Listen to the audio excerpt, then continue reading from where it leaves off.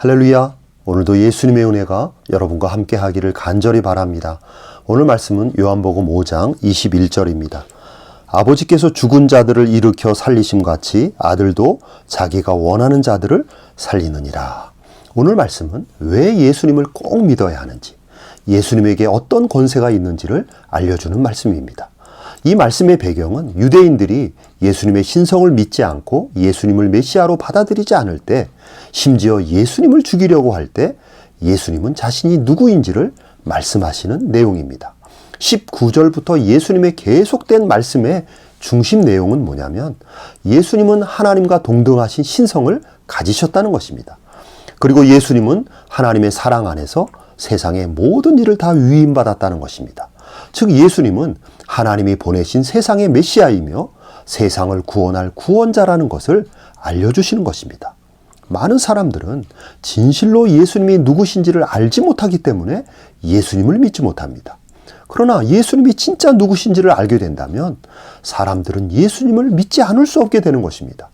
예수님이 진짜 하나님이시고 예수님이 진짜 세상을 구원하러 오신 구원자라면, 그리고 그 사실을 정확하게 알게 된다면 인간은 예수님을 믿게 되는 것입니다. 그러므로 예수님은 자신이 누구인지 알지 못해서 믿지 못하는 일이 생기지 않도록 기회가 있을 때마다 수시로 자신의 정체성을 적극적으로 알려주시는 것입니다. 오늘 말씀을 통해서도 예수님은 자신이 누구이신지 알려주십니다.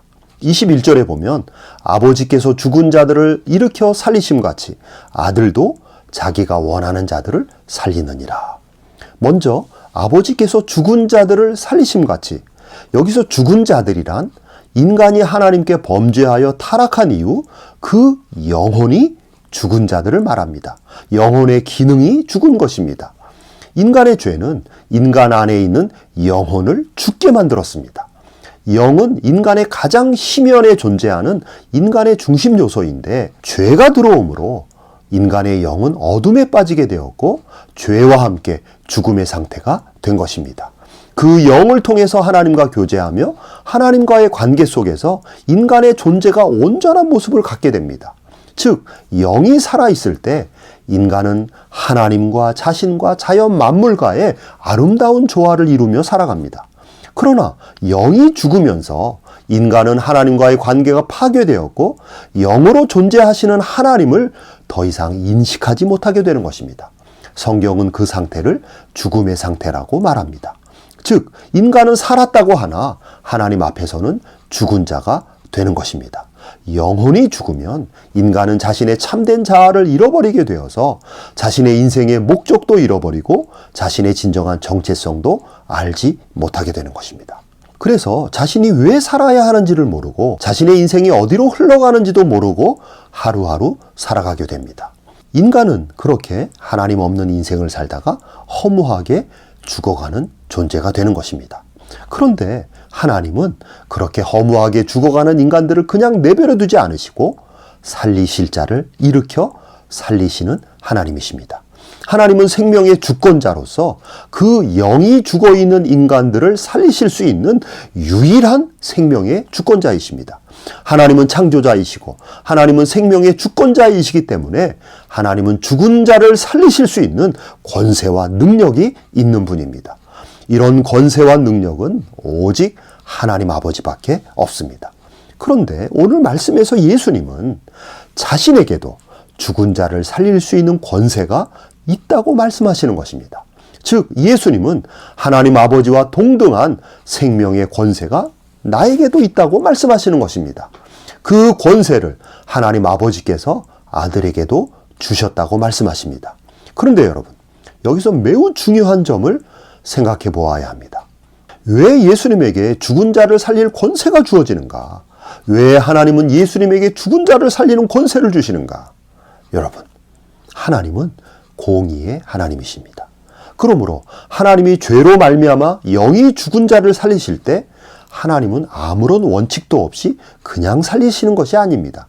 하나님이 죄인인 누군가를 살리실 때는 반드시 하나님의 공의가 만족해야 살리실 수 있습니다. 그냥 무조건적으로 살리는 것이 아니라 하나님의 공의를 만족시키고 나서 살릴 자를 살리시는 것입니다.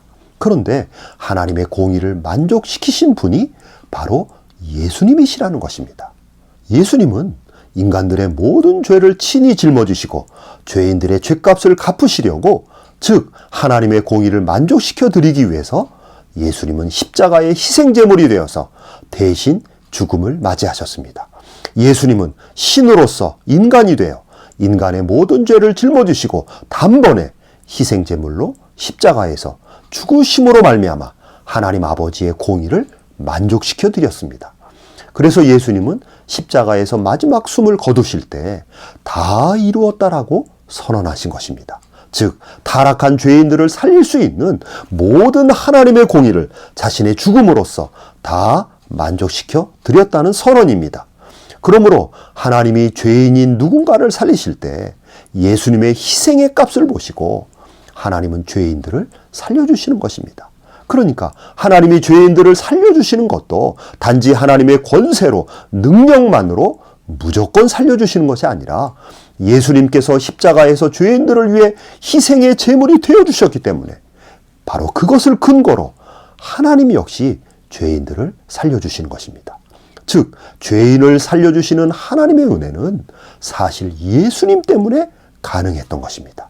구약에서는 장차 십자가에서 희생당하실 그 예수님을 바라보면서 죄인들을 살려주시는 것이고, 신약시대에는 십자가에서 이미 희생당하신 그 예수님을 바라보면서 모든 죄인들을 살려주시는 것입니다.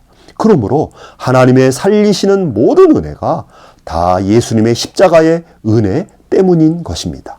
그렇기 때문에 하나님 아버지는 당연히 예수님에게도 죄인들을 살릴 수 있는 권세를 주시는 것입니다.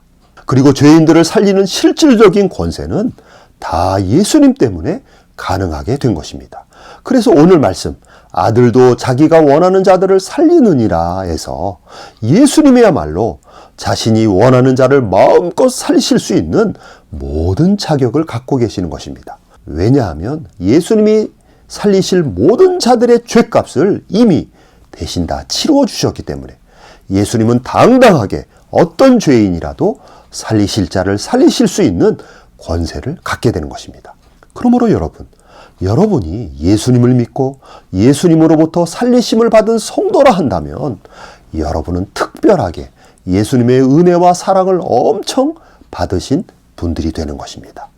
예수님이 원하는 자를 살리실 때 바로 여러분이 예수님이 원하는 분들이기 때문입니다. 여러분은 그 정도로 예수님의 특별한 은혜를 받은 분들입니다. 오늘도 그분의 그 은혜와 그 사랑을 기억하면서 감사와 찬양을 올려드리는 하루가 되기를 간절히 바랍니다. 아멘.